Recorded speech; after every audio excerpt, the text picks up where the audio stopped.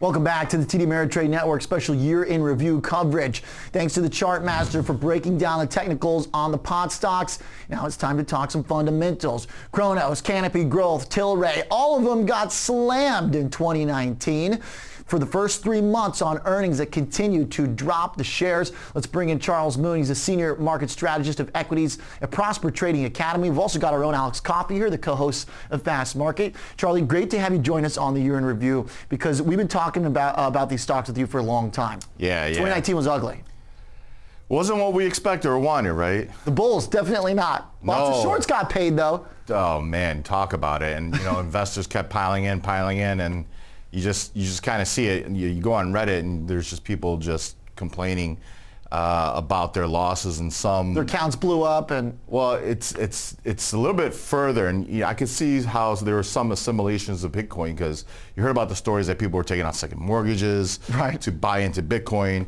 I've heard reoccurring stories in the same for the sector itself. It was just that FOMO, euphoria, gotta get it. Look, it's down. I gotta buy, and stopped. It's funny because we don't have these types of conversations with any other real types of companies, right? Except for the pod stocks, all the crypto stuff that got crazy. These were really the most evident, the strongest evidence of euphoric type bubbly activity in this market. So in some ways, even though it's painful for these who had to learn that lesson, it was kind of an important lesson in some ways for traders. I mean, to watch how we saw these true bubbles form and pop.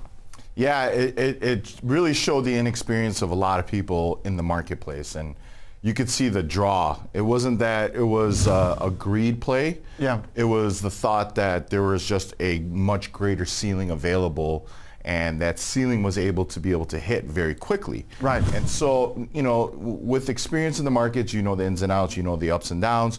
You recognize strength, you recognize weakness, but for the new investors, especially the new retail investors, it was immediate growing pains of the worst kind. We saw the volume, we saw the options activity that happened. As we've talked about, Alex, I'll never forget when Tilray had that move to 300, right? And then we saw the way it unwound. As we see on the charts now, there's maybe a little bit of hope from the technical perspective, because some of these now are either at their lows or they're right at their IPO prices. And so now you've got some of the bull cases where, look, if you got shattered 80% off the highs, maybe now's the time to actually bet on this potential growth market, but it's still not free of risks by any means. It's certainly not free of risks, and I think it's actually, they are more interesting potentially from an investment standpoint at these price levels, because these were so exciting when they first came to the marketplace. It was a new industry, so much growth, so much excitement on where this might go down the road. This was always a where's this going to be in a 5-10 years type of a space, and now that these price levels are more in realistic, let's say, levels, maybe this is a better place to potentially invest in some of these names if you believe in this going into the future. But I think it's important to go back to 2018, at the end of 2018, because these were the areas of the market that were actually somewhat defensive when the overall broad markets were selling off. I remember that, yeah. And there was these stocks were performing okay throughout that time period, and during the big Q4 rout. Right, exactly. But what a difference 1 year can make, and really it's a combination of, I think, of a couple things happening at once. I mean, to Charles' point about this bubble bursting and the momentum unwind and the excitement that was into that, I mean, we saw that happen with Bitcoin. We've seen that happen in lots of different assets throughout time, and so that, of course, is going to be a pretty significant move when that does happen. You just don't know when that's going to. Yeah. But because of these stock prices being so elevated and happened so quickly, this led to unrealistic expectations for these companies to deliver on growth, and they tried as hard as they could in some cases. I mean, Tilray's Q3 earnings were a 411% year-over-year earnings growth, or revenue growth rather. And you look at that, and that's an incredible number. Well, when these stocks are going from sub $20 to $300, 400% just isn't enough. So that was one thing working against them. And then really just there's some serious concerns now about the commoditization of this space. And within that 411% revenue growth that Tilray reported in Q3, there was a 48% average net price per gram decline. So they're selling things for a lot less margins at this point. Yeah. And even though they're growing the revenues, they're just not making quite as much money for each one. I think this is a great point, Charles, when we think about some of the fundamentals here. Huge top line growth, but still having trouble figuring out how to get it to the profitability aspect.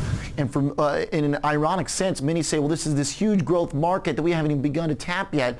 But that also means that maybe we don't even know the companies that are going to be in that market if they get eaten up by their peers, if they can't make the bottom line work. So how do you as an investor or trader try and pick the spots to get exposed to or dabble in? You know, that's kind of the $1 million question. But for me, I would surround and focus on companies that already have strategic partnerships, strategic ties to, let's say, the major conglomerates. You know, CGC fits into that immediately with STZ owning, 51%. Constellation Brands, Tilray has ties to Novartis AG. They're doing research together in terms of partnership.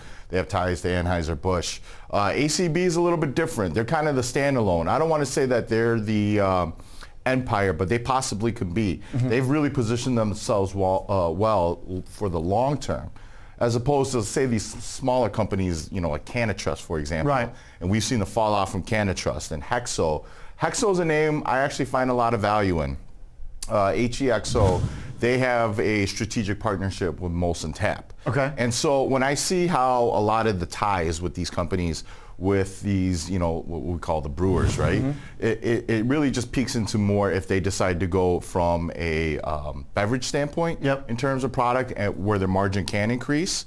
Or is it going to be about the distribution partnership where they could get it out and expand it nationally much quicker? This is what's interesting, because as we were talking in the crypto part, some describe Bitcoin as a call option on its potential use case. In a way, I think some of the big corporate investments in some of these companies is kind of a call option on this big disruptive potential if there's further legalization. And even if there's not further legalization, for those that are based in Canada, the idea that, hey, if I'm a beer maker or if I'm a cigarette maker, maybe I want to have an investment in this. And that means there's also potential M&A here in 2020. I think it's going to be really important. Alex, I'll give you the last kind of thought on what trend to keep in mind here over the next year. Yeah, I mean, there's strategic investments from companies like Constellation Brands in terms of this is a defensive move. You know, if there is recreational, you know, cannabis use or marijuana use in the United States, you know, what industry potentially suffers the most from that? Maybe it's the alcohol makers and the companies like that. And then you look at, you know, companies in the tobacco space. I mean, they already have the infrastructure to kind of cultivate a similar product. Maybe they're looking at it as ways to, you know, kind of go ahead and, you know, add more supplemental business. But it's really been an interesting year in this particular space and in a market that really has discounted the lack of profitability. I mean, we saw that with Uber and Lyft's IPOs, and really there's just an impatience now for the growth stories that's, I think, really weighed on this particular space. Yeah, I think a good point too as we consider maybe some of the overall market factors and style breakdown here for taking big risks. Charles Moon, Senior Market Strategist of Equities at Prosper Trading Academy. Always a great contribution to the conversation. Thank you, Charlie, as well as Alex Coffey, the co-host of Fast Market. That wraps up this year in review session. Be sure to tune in to the rest of the coverage right here on the TD Ameritrade Network. Have a great day.